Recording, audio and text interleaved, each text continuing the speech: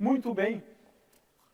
O que é fundamental aqui é o seguinte: cargas elétricas geram campos. Isto. É isto que a gente procura já descrever numa das leis do eletromagnetismo. Cargas elétricas geram campos. Ora, vamos agora falar um pouquinho sobre os campos do eletromagnetismo. Então, vamos até a lousa para a gente entender isto. Muito bem. No caso do eletromagnetismo, nós introduzimos um primeiro campo importante, como sendo o campo associado à densidade de carga elétrica. Ela é função de x, y, z e, eventualmente, do tempo. Ora, em sendo a densidade, essa grandeza física, ela muitas vezes é escrita assim, dq, dv, porque isto me dá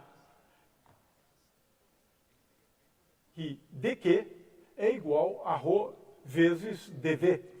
Portanto, se eu tenho uma certa região do espaço e eu considerar um elemento de volume nessa região do espaço, e esse elemento de volume eu escrevo como sendo dv, então o quanto de carga tem nesse elemento de volume, que eu estou chamando de dq, dq é igual a ρ.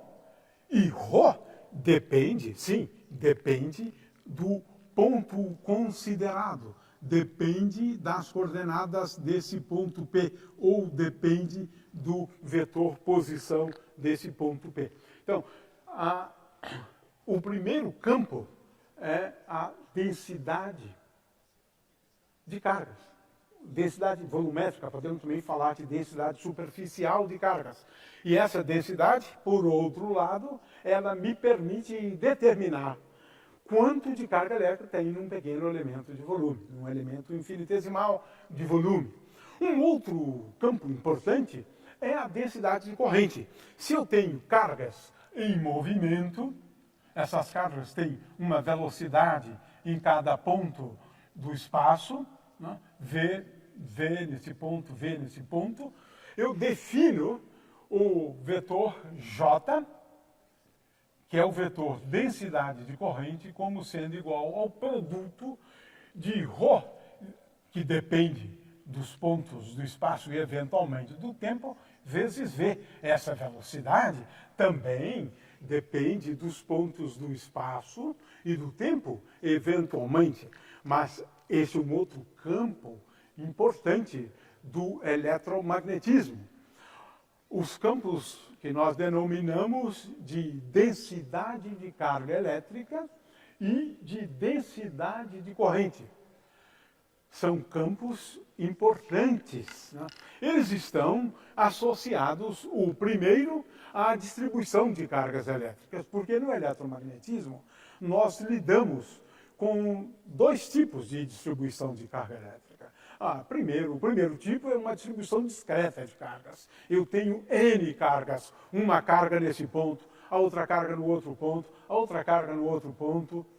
Esse é um tipo de distribuição de cargas. Agora, quando eu estou falando da matéria, de uma distribuição de cargas que não é discreta, é uma distribuição contínua, então eu devo introduzir essa densidade volumétrica de cargas. Mas, às vezes, também, a gente tem que trabalhar com a densidade superficial de cargas, porque nem sempre as cargas estão distribuídas num elemento de volume ou num volume. Às vezes, as cargas estão sobre uma superfície, como é o caso dos condutores, por exemplo. E também falamos de uma densidade linear de cargas, quando as cargas se distribuem ao longo de uma linha. Pode ser uma linha reta ou não, isso não importa.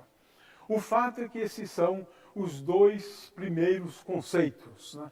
Densidade de corrente, que é o produto da densidade de cargas pela velocidade quando as cargas estão em movimento, e essa velocidade ela varia de ponto a ponto, como no caso de um fluido, por exemplo, né? Então esses são os dois primeiros campos importantes do eletromagnetismo.